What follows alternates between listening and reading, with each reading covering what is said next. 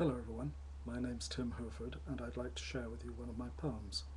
It's a bit of an epic, this one. It's about my local pub in the south of England. It's called The Haunch of Venison. The Haunch stands proud on Minster Street, 4 stories tall from head to feet, twixt jewellery and chocolate shop, a home to dandy, salt and fop, both young and old, obese and thin, alert and dense reside within, a family of disparate souls, drawn by a mutual love of bowls, of flagons, schooners, pint and pot, imbibing each their dram and tot. 800 year, both rich and poor have washed up at the Haunch's door. This wondrous beast, this dinosaur, half-timbered tower with checkered floor, with massive bones, this denizen stands proud, the haunch of venison. Upon any evening here within, recounting tales or beer and gin, a motley band of mixed background will join companionably round, on narrow settles at the edge, perched like seagulls on a ledge, or standing at the pewter bar, clasped hand about a favoured jar of ale or beer, porter or stout. The room so small they need not shout. The panelled walls, begrimed with age, witness to pleasure, pain and rage.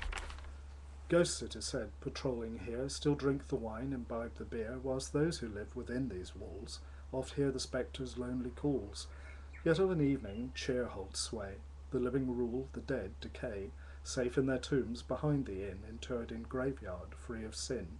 St. Thomas towers o'er this place, his ancient church with grey stone face, in aged repose protects this site, restful in day, peaceful at night, and from the benches round the edge, sheltered by the privet hedge, in winter's chill on summer's day, some rest their feet along the way, and stare enchanted cross the sward at this great inn, that, built to board the men who raised cathedral fair, that half a mile away is there, in feet 400 towering still, triumph to God and man's great will, and in the haunch they sit there now, men who carve and some that plough, some that thatch and paint and cook, or sing or chant from that great book, the men of cloth and women too, who now are many, once were few.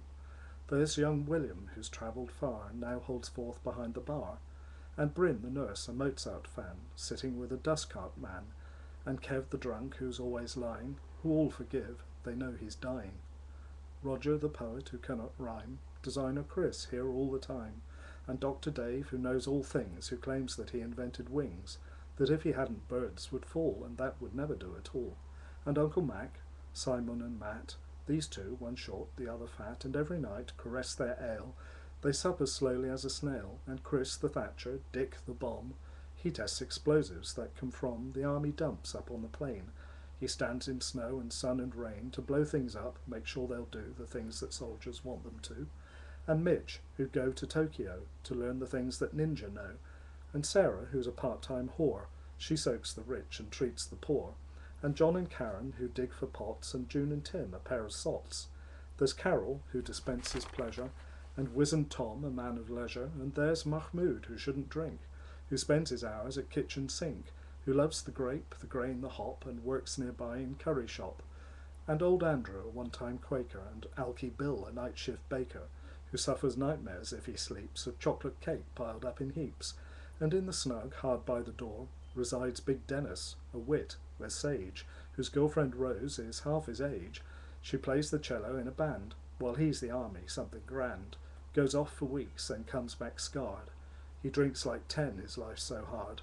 Yet he is jovial like the rest, free with his cash, and that's the test, for in the haunch no one goes dry. There's always one who'll stand and buy, some generous soul who'll buy a round when others' lives have run aground, and in this place there's no one poor.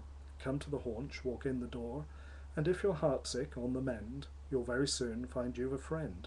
And by the end of evening there, even though you could not share, you'll see that no one kept a tally. Your heart, your mind begun to rally, and when you find you're on the up, you know there's someone who'll share your cup. At fellowship, both warm and staunch, is waiting for you at the haunch, and over there is James the Mad, who in his youth was mighty bad, who everybody thinks so poor, 'cause now Mad Jim can drink no more.